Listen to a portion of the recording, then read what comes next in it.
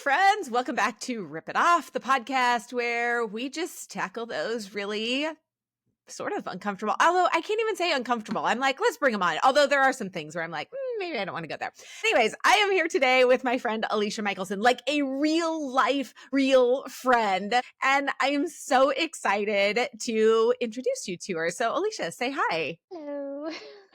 I'm so happy to be here. Thanks. Yeah, absolutely. We have known each other for a couple of years. And it's so funny. Like when you start broaching these quote unquote uncomfortable conversations, you find people that actually are really like minded. And I don't know how you and I started talking about this, but it became, oh, I know how we started talking about it. I was going to speak at our mom's group and I was like, hey, I've got this idea. And you're like, yes, it's awesome. And it was like, well, Band-Aid ripped off. Okay, I guess we're going to talk about this now. And it's just been so fun to have these conversations with you. Yeah, I think that you and I are so similar in that we just say what we're feeling and it's all said in love and truth and honesty. And there's not a lot of people who feel comfortable doing that because you're always afraid of like, oh, what is so and so going to think about it? Or are they going to get upset if I say this? But you and I are like, it's the truth and I love you. Why not? If I'm going to open my cloak and be transparent, maybe it'll make you feel more comfortable. And I'm all about that. Yeah, absolutely. Haven't you seen that happen? So we served together in our mom's group at our church and you and I did a Q&A not too long ago. And I really love the way that we did it. So we prefaced it at the beginning of the semester words. It's hard sometimes. At the beginning of the semester and we sent out a Google form and really got some great feedback from that. And it really helped to facilitate that conversation. And since then, I know you and I both have gotten so much great feedback. That was not Yeah. grammatically correct, but yeah. Oh, I've had so much like great feedback. Had so many just people who were like older in the church that were there listening. Part of me was like, oh gosh, like, what are they going to say? I'm not quite sure. Is this going to be like a slap on the wrist? And I've had them even approach and saying like, thank you so much. This is so needed. And I was like, oh, thank you, Lord. Because it's kind of scary. It's almost like I'm going to say something in front of my parents and am I going to get in trouble? Type of thing. But God is so good and he knows that this is a topic, this is stuff that needs to be addressed because the enemy has tainted it, has made it this like forbidden thing, which it's not. It's a beautiful thing. Yeah. Okay. Like jumped right into all of this. And I want to give you a chance again, words. It's a good thing I don't talk all the time. A chance to just really introduce yourself. Tell everyone just a little bit about you and yeah, what you do, all that fun stuff. Yeah. So my name is Alicia and been married to my husband Sven for or coming up on 23 years in June. So crazy. It's crazy to think that I have been married longer than I was like single. Like it's one of those like, oh, I'm really Yeah. that old. That's crazy type of things. We have 4 kids. Our oldest, he just got married in September. And we have another daughter who is a sophomore in college and then 2 in junior high that I do like a homeschool charter school with. Yeah, we just doing the thing. Obviously, like you said, I run that ministry at church, which is so near and dear to my heart with Mom Sense. And yeah, I love organized chaos. So I coordinate weddings, do lash extensions, spray tans. I'm a one-stop shop for a bride if you need it. Yeah, I just absolutely love this life that the Lord has blessed me with. And it's hasn't always been easy, but it's been so refining and so great. Yeah, I love that. You just always exude joy and just it's so fun to get to know you and just to see your passion and your love for the Lord and how that spills into everything that you do with your husband and your children and ministry and brides and like all the I was as you were saying all that I'm like you're literally one-stop shop. Like I'll spray tan you, I'll lash you, I'll get you down the aisle. Like I got it. we got it. We got it all done. I love it. Well, and your passion for marriages is so much, and that's where we're such kindred spirits in, you get married and you think that this is going to be really easy. And it doesn't, even if your sex life is great in your marriage, like you realize it's just not always easy. You're taking 2 people raised very differently, and it's so funny because when, like, my son and his now wife were doing their premarital, like Sven and I were just like, yeah, that's great. You're going to go through premarital. They're going to be like, oh, we'll never get mad at each other. Oh, never then. We're like, all right, come back after. And then we'll talk about like keep the marriage counseling going because there's going to be little things that you didn't realize, but they're all little things where God's just like, hey, you're selfish. Hey, you're viewing this wrong. I'm going to show you through the one you love the most. It's great. Mm-hmm. It is. Dating is great. And then you're like, because we're in this process of our daughter getting married. And like, I'm like, there's seeing each other. And then there's 24. Yeah. Yeah, and it's interesting being the parent on this side because we walk through it, we see it, and they're going through this like, no, we got it figured out. Like we're married now, we're adults, we're independent.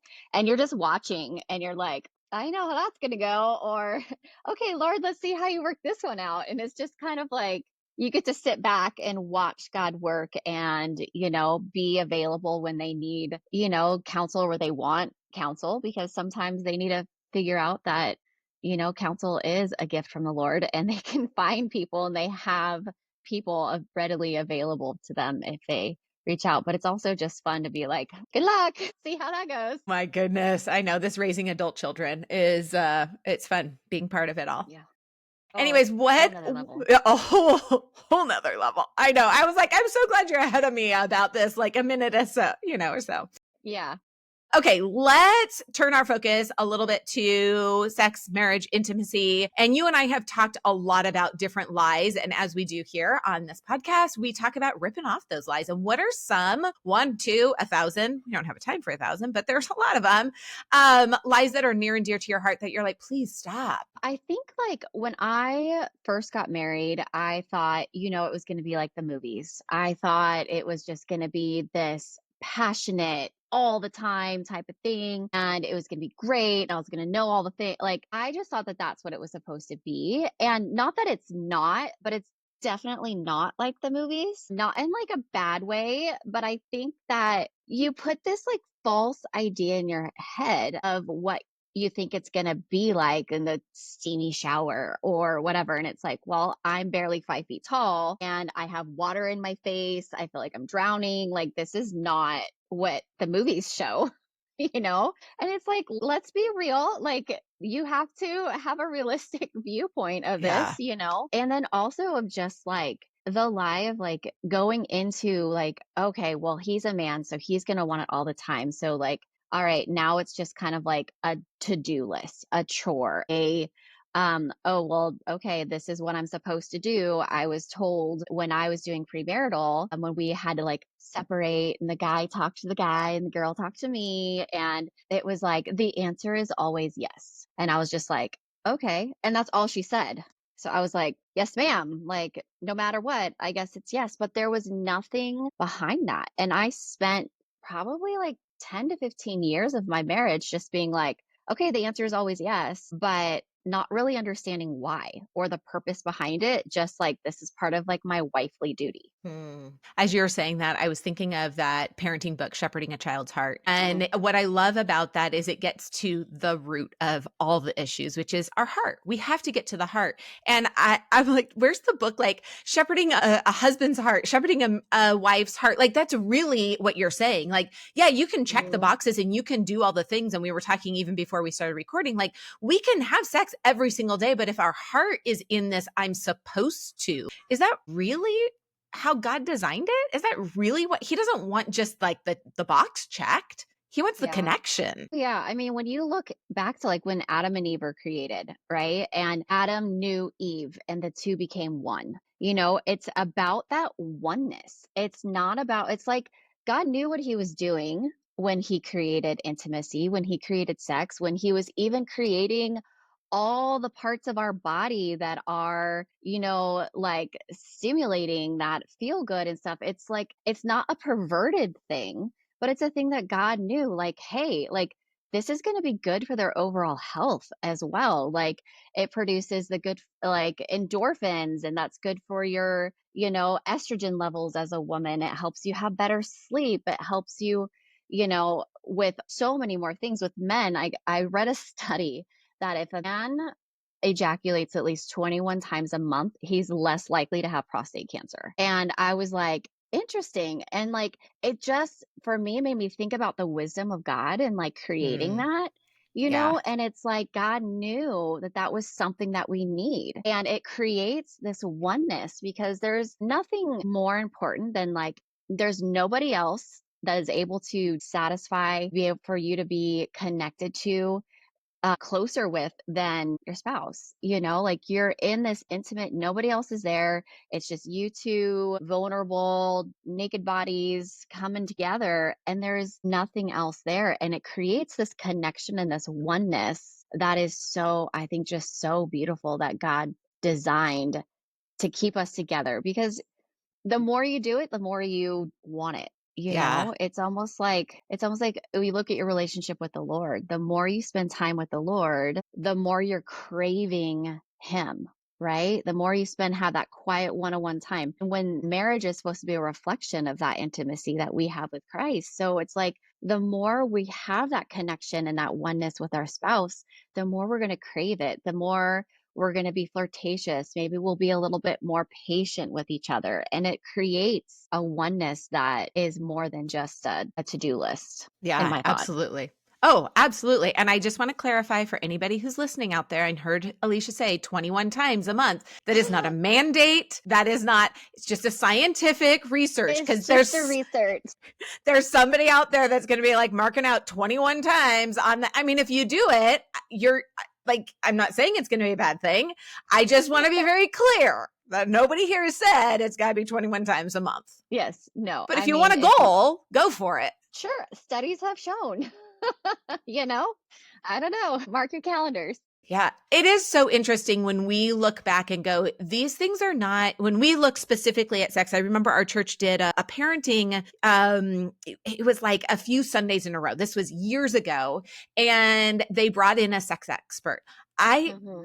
I think my oldest was, well, it could have been like 9 years ago. So she was what, like 11, something like that, Like 12, sixth 13, grade, something. Yeah, something like seventh that. grade. And it was just for us to be there, our parents to be there. And this sex expert talked about what happens in the brain when we have sex. Never, ever had I heard any of that before. And I thought that's not like a one-off, like, oh, this one person had this really cool thing happen in their brain. The oxytocin does this and it releases all this stuff. No, that's how God designed it. There is a purpose for this coming together. It is doing so much more than procreating. It's for so much more. And my Yeah. mind was literally blown. I mean, I'm like 40 years old and I'm like, nobody ever told me about this. Yeah. Ever. It's like God knew what he was doing. Surprise, surprise, yet again. I'm like, wow, that is so cool. Yes. And Yeah. that's when I think I wish that more people talked about that because it takes this dirtiness, this perversion away from it Hmm. and says, no, there's an actual design for this, for between a husband and a wife. And like I've always said, I'll initiate all day, every day, because I love what it does for us. My Hmm. husband might have a different motivation for initiating, but I love what it does for us, for our marriage, for our relationship. Yeah. And like you said, it's something that only we get to do together. Like that's how God designed Yeah. it. Yeah, and it's that back to that mentality of like the more, the less the less. Like the more you have that intimacy, the more you're craving it, the more you're wanting that oneness with your spouse. And the less you're having it, the less you're connected, the less you have patience, like it just drives a wedge and allows the enemy to have a foothold in your marriage. So now you're short tempered with each other. At least that's what we found is when we have those long extended periods, we aren't as close. When he's at work for days, I'm not like texting him all the time because I miss him or like, how are you doing? It's just that oneness because that is something that, helps us be closer together. Is happening more frequently. My mind is thinking about it. My body is craving it almost. But I do want to say having more sex isn't going to automatically fix like deep rooted issues. Like if there are things going on within your marriage that like there's been brokenness, like infidelity, trust issues, abuse, like that isn't going to just fix it. Like, you need to go to counseling, you need to seek something more than that. But if we're talking about just the regular, like there aren't any big issues going on, that really does help connect you and your spouse for sure. Yeah. Yeah, absolutely. And I'm a firm believer that whether your spouse is married, or I'm sorry, whether your spouse is married, whether your spouse is a believer or not, I really do believe that most couples really do desire the best for one another. Yeah. Believer, love Jesus or not. We do really desire the best for one another. There are those obviously percentage of marriages that it's not a good situation. There's abuse, there's all kinds of that's not what we're talking about here. So if you're Hmm. listening and that is your relationship, we're not saying go hop into bed with your husband because that'll smooth everything over. No, that's not it. And also, sex is not to be used as this tool to get what you want. That's manipulation. Hmm. And Yeah. let me just tell you, it doesn't always work because I know I've been there, done that, tried it. Didn't work. Yeah. I mean, it works for a minute and then you're like, well, actually, that does not. It's surface. And like you said, if Well, you're you're still dealing not with, satisfied. right, because you're not getting to the root of it, like you're not getting to the deep heart of it all. It really is about your heart posture and your mindset shift to like, what do I have to do? Or I want this and I'm going to use this, but a shift to like, what do I want my marriage to produce? And what did God create this intimacy to be? It is a reflection of our intimacy and our quiet times with knowing God's heart and knowing who He is and drawing us to Him. This is a small reflection of that. And so if you change your mindset to like, I get to know my husband, I get to study what he enjoys. He like inside the bed or outside, like wherever, but just like you are now focused on like, okay, I know he really likes, when I'm out hanging out in the garage with him, or if I'm doing this, or if I'm just available, when he's not home from work for a couple of days, I know that he appreciates that like I'm here when he gets home and I want to be here and greet him and spend time with them. But if we're not connecting and we don't have that oneness, I'm like, okay, I'm going to the gym. I'm going to go here. I'm going to do this. I'll see you when I see you. How is that making each other feel special, And so I think it's just that mind shift change of like, what do you want to produce in your marriage in this gift of oneness that God, the husband shall leave his family and the two shall become one, Yeah. and he is clinging to his wife. And that oneness, I think, is so overlooked at times. And I think that the enemy really has twisted that to becoming like a duty, a wifely duty. Yeah. And that's why it's like, oh, the answer is always yes. And it's like, okay, put that on the list, but why? Because there is that oneness, there's that protection that Satan can't get a foothold, in Mhm. your marriage, and you have this like wall and this protection, the steel trap around your marriage that keeps you too close. And you Yeah. can fight off all those temptations and stuff, Yeah. I think it's I a was beautiful gift. totally. I always feel like it's like Violet from The Incredibles. She has like the force field. Like Yes. if things are clicking, and to be clear, like sex is just one form of intimacy. There are at Mhm. least like 13 different types of intimacy. Sex is one of those. Like Yeah.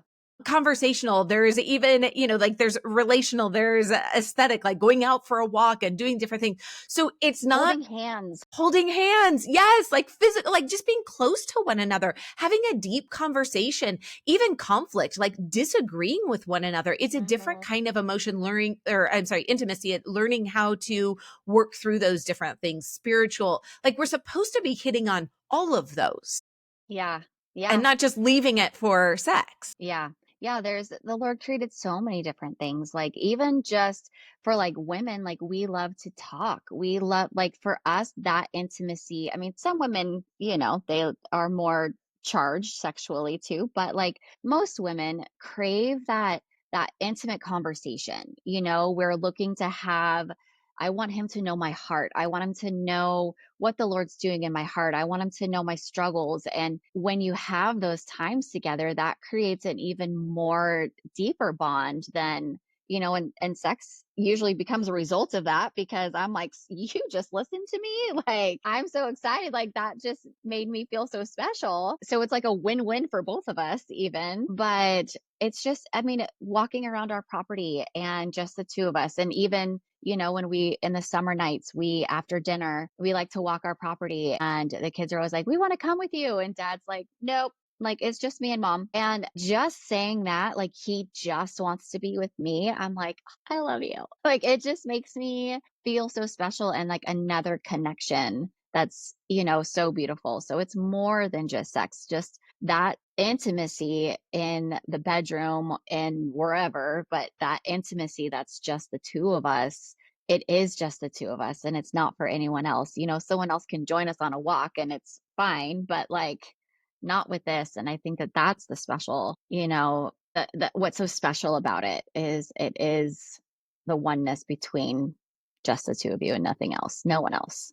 I love that. I love advice that you gave to your son, and I have passed this along to my daughter. I think, yeah, I think we talked about this, or I will, which was just be a student of her.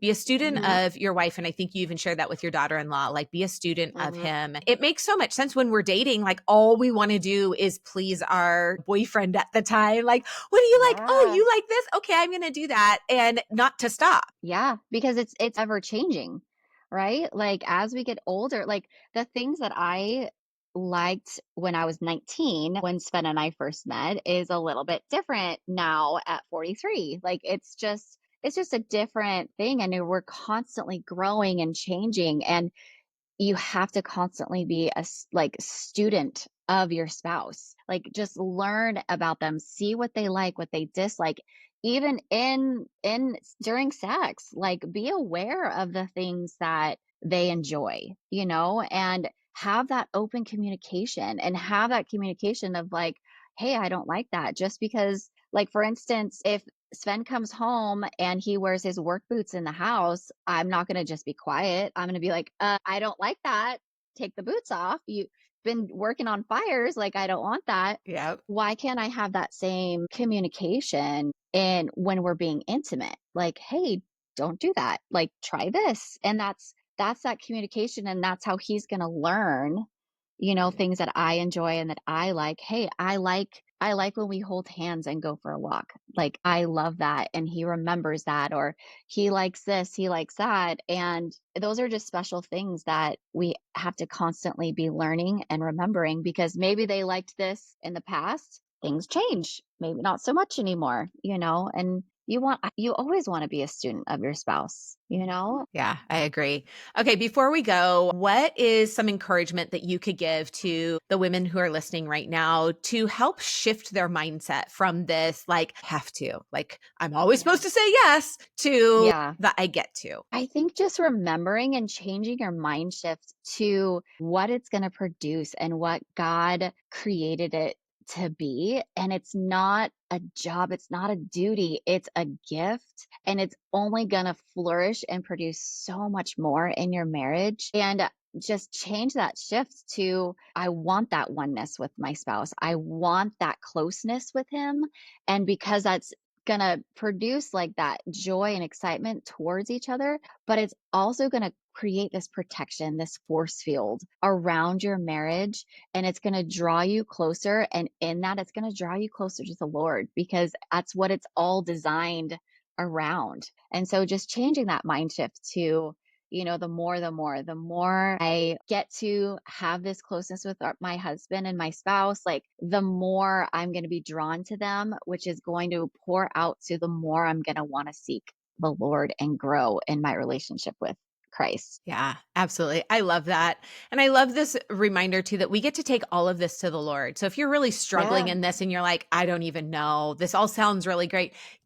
Have you actually taken it to the Lord and said, Lord, I'm struggling in my marriage Mhm. with this? Take it to Him. He wants to answer all of that. And it seems Yeah. like I was talking with somebody, I talk about sex all the time with everybody. And we were saying, like, it just seems weird to invite Jesus into, but He's there. He's Right? already there. Like, He's there. He sees it. He sees all of it. Might as well, like, pray to Him, like, put it out Yeah. there because He wants Yeah, to. and he wants to be there. He wants to be that he designed it. And I think that our culture can really pervert it into something that it's not. And it's not a perversion. Like, allow the Lord to be part of that in your marriage because He created it. Wouldn't you want the Creator to be there to help perfect this thing that He made that you get to just experience and enjoy? It's not a weird thing. I had someone ask me, have you ever prayed while you were like having sex? And I was like, no, that's weird.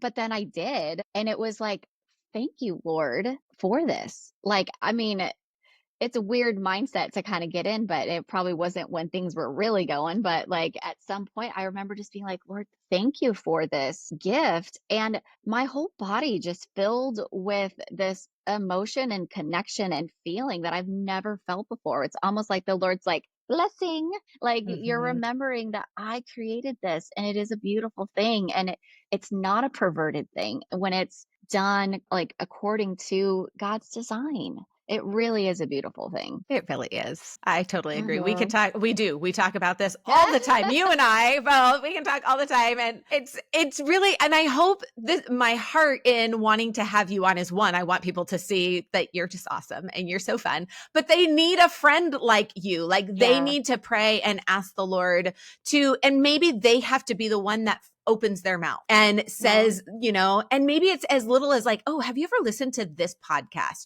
Whatever it is, whether it's this one or another one.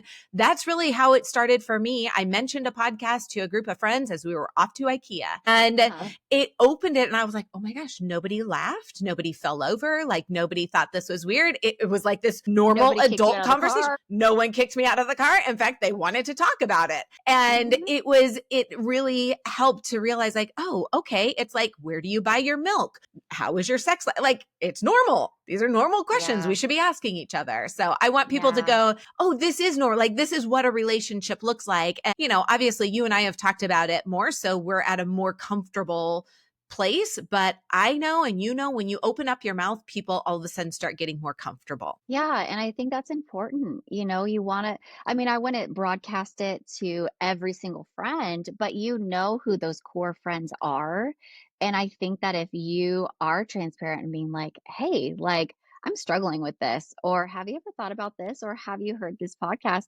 I think you'll be surprised to see that you're not the only one with these questions. And it just makes you feel so much more comfortable.